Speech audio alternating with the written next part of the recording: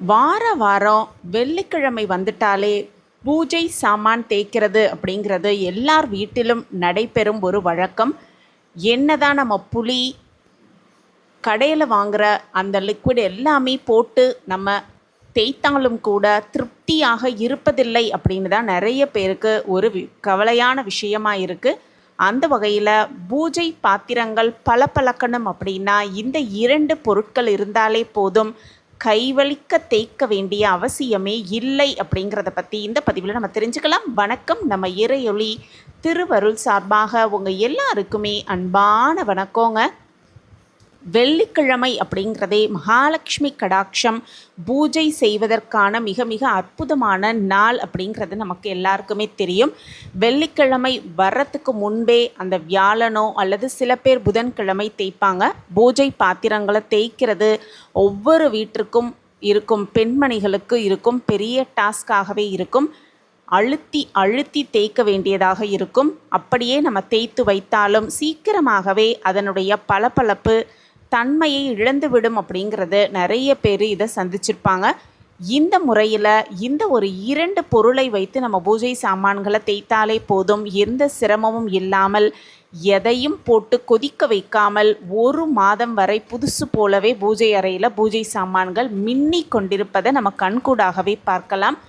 சில பேர் பார்த்தோன்னா தண்ணீரில் புளியை போட்டு பூஜை சாமான்களையும் சேர்த்து போட்டு கொதிக்க வைப்பாங்க.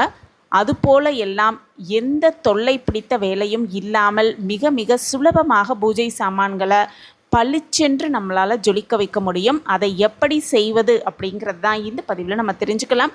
நீங்கள் இன்னமுமே நம்ம சேனலை சப்ஸ்கிரைப் பண்ணாமல் பார்த்துக்கிட்டு இருக்கீங்க அப்படின்னா மறக்காமல் சப்ஸ்கிரைப் பண்ணிடுங்க. அப்படியே பக்கத்தில் இருக்க பெல் ஐக்கானையும் கிளிக் பண்ணிட்டீங்கன்னா எப்பப்பெல்லாம் பயனுள்ள பதிவு போடுறோமோ அப்போ உங்களுக்கு நோட்டிஃபிகேஷன் வரும். நீங்கள் வீடியோவை மிஸ்ஸே பண்ணாமல் பார்த்துடலாம். வாங்க பூஜை சாமான்களை எப்படி பளபளன்னு வைக்கலாம் அப்படின்னு தெரிஞ்சுக்கலாம். அந்த 2 பொருட்கள் என்ன அப்படிங்கிறதே தெரிஞ்சுக்கலாம். முதல்ல பூஜை பாத்திரங்கள் எந்த அளவுக்கு இருக்குதோ அது எல்லாமே மூழ்கும்படி ஒரு பாத்திரத்தில் தண்ணீர் நிரப்பிக்கொள்வது சிறப்பு. அந்த தண்ணீரில் 1 ஸ்பூன் அளவுக்கு பேக்கிங் சோடா போட்டுக்கொள்ளலாம். நிறைய பூஜை சாமான்கள் இருந்தது அப்படின்னா அதற்கு ஏற்ற மாதிரி பேக்கிங் சோடாவை அளவை கூட்டிக்கொள்வது ரொம்ப ரொம்ப சிறப்பு. கடையில் பேக்கிங் சோடா அப்படின்னு வாங்கினோன்னா அந்த பேக்கிங் சோடாவை 1 டேபிள் ஸ்பூன் அளவு அந்த தண்ணீரில் போட்டுக்கொள்வது ஃபஸ்ட்டு நம்ம செய்ய வேண்டிய விஷயம். அதற்கு பிறகு அதனுடைய சேர்க்க வேண்டிய 2வது பொருள் என்ன அப்படின்னு பார்த்தோன்னா வினிகர். அதிலும் சிந்தட்டிக் வினிகர் அப்படின்னு கடையில் கேட்டு வாங்கணும். அந்த வினிகர் 1 மூடி எடுத்து அந்த தண்ணீரில் அதை சேர்த்துக்கணும். பொதுவாகவே பூஜை பாத்திரங்கள் நிறைய இருக்கிறவங்க இதை கொஞ்சம் அதிகமாக பயன்படுத்தி கொள்ளலாம். அதற்கு மேல் நிறைய வைத்திருப்பவர்கள் அதற்கு ஏற்ப எண்ணிக்கையையும் கூட்டிக்கொள்வது சிறப்பு. புளி, எலுமிச்சை இந்த மாதிரி பயன்படுத்துவதற்கு ஈடாக இருக்கும் இந்த 2 பொருளும் அப்படிங்கிறதுல எந்த ஒரு சந்தேகமே கிடையாது. இந்த சிந்தட்டிக் வினிகர் அப்படிங்கிறது புளி செய்கிற வேலையையும் எலுமிச்சை செய்கிற வேலையையும் இந்த ஒரு வினிகர் செய்துவிடும். இதனுடைய விலையும் மிக மிக குறைவு அப்படிங்கிறதையும் நம்ம தெரிஞ்சுக்கலாம். இந்த 2 பொருள் போதும். அழுத்தி தேய்த்து நம்ம கஷ்டப்பட வேண்டிய அவசியமே கிடையாது. 2யுமே தண்ணீரில் கலந்ததும் பூஜை சாமான்களை எண்ணெயை மட்டும் நல்லா ஒரு டிஷ்யூ பேப்பரை வச்சு நல்லா தொடச்சிட்டு அப்படியே அந்த தண்ணீரில் பூஜை பாத்திரத்தை போட்டு விடுவது ரொம்ப நல்லது. மஞ்சள் குங்குமத்தை கூட நம்ம நீக்கணும் அப்படிங்கிற அவசியம் கிடையாது. ஒரு அரை மணி நேரம் அப்படியே பூஜை பாத்திரங்கள் எல்லாமே அந்த தண்ணீரில் ஊற விட்டுறலாம். அதற்கு பிறகு ஒவ்வொன்றாக எடுத்து சாதாரண பவுடர், நம்ம வீட்டில் நார்மலாக என்ன பவுடரோ அல்லது க்ளீனிங் லிக்விட் என்ன யூஸ் பண்ணுவோமோ அதை வைத்து தேய்த்தாலே போதும். புத்தம் புதிய பித்தளை பாத்திரம் போல் ஜொலிக்கும் நம்ம பூஜை பாத்திரம் அப்படிங்கிறதுல எந்த ஒரு சந்தேகமே கிடையாது. அழுத்திலாம் தேய்க்கவே வேண்டிய அவசியம் இல்லை. லேசாக தேய்த்தாலே போதும். பூஜை பாத்திரங்கள் புதுசு போல் மின்னும் அப்படிங்கிறத நம்ம தேய்த்து பார்த்தாலே தெரியும். அதனுடைய பிரகாசம் நம்ம கண்களுக்கு தெரியும். அதே போல் 10 நாள் ஆனாலும் இந்த பூஜை பொருட்கள் அப்படியே அதனுடைய புது பொலிவு மாறாமல் அப்படியே இருக்கும் அப்படிங்கிறதான் உண்மை. இந்த பூஜை பாத்திரத்தில் சில பாத்திரம் பார்த்தோன்னா அதிக வேலைப்பாடுகள் கொண்ட பகுதி இருக்கும்.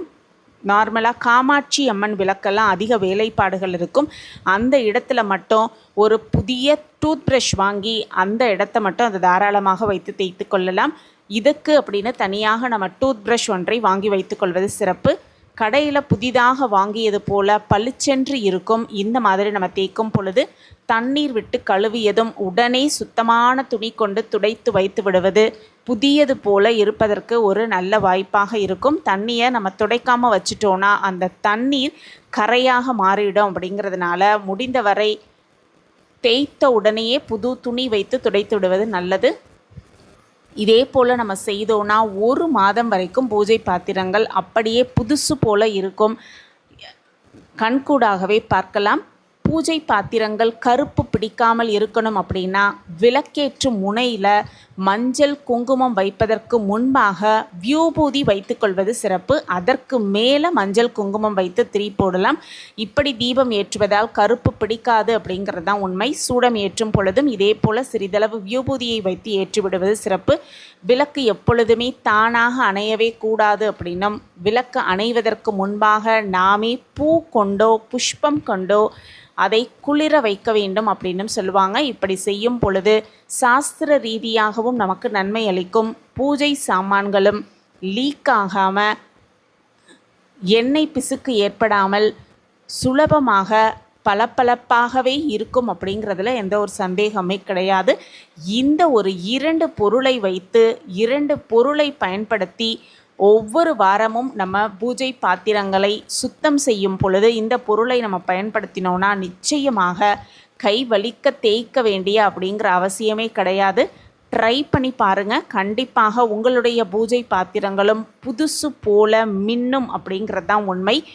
இந்த ஒரு 2 பொருட்களை பயன்படுத்தி உங்கள் பூஜை பாத்திரங்கள் எப்படி பளபளக்குது, எவ்வளவு ஈஸியாக நீங்கள் தேய்த்தீங்க அப்படின்னு உங்களுடைய கருத்துக்களை கமெண்ட் பாக்ஸில் பதிவிடுங்க. நானும் தெரிஞ்சுக்கிறேன், மற்றவங்களுக்கும் அது பயனுள்ளதாக இருக்கும். பூஜை பாத்திரங்கள் பளபளக்க வெள்ளிக்கிழமை பூஜை செய்து செல்வ செழிப்பாகவும் மகாலட்சுமி கடாட்சத்தோடும் இறைவனின் பரிபூரண அருளோடும் ஆசிர்வாதத்தோடும் வாழ்க்கை சிறக்கவும் மகாலட்சுமி கடாட்சத்தோடு சகல சௌபாக்கியத்தையும் பெற்றுக்கொண்டு பலமாகவும் நலமாகவும் வாழலாம். இந்த பதிவு உங்களுக்கு பயனுள்ள பதிவாக இருக்கும் அப்படின்னு நான் நம்புகிறேன். நம்ம சேனலை நீங்கள் ரொம்ப ஆதரவு கொடுத்துக்கிட்டு வரீங்க. எனக்கு ரொம்ப சந்தோஷம். உங்கள் ஆதரவு மென்மேலும் கிடச்சிக்கிட்டே இருக்கும் அப்படிங்கிற நம்பிக்கையோட மீண்டும் ஒரு புதிய பதிவில் பார்க்கலாம். இந்த பதிவு உங்களுக்கு பிடிச்சிருந்ததுன்னா மறக்காமல் லைக் பண்ணுங்கள், ஷேர் பண்ணுங்கள், அப்படியே ஒரு கமெண்ட்டையும் போட்டுருங்க. உங்கள் கமெண்ட் தான் எங்களுக்கு மிகப்பெரிய ஒரு ஊக்கமாகவே இருக்கும். நன்றி, வணக்கம்.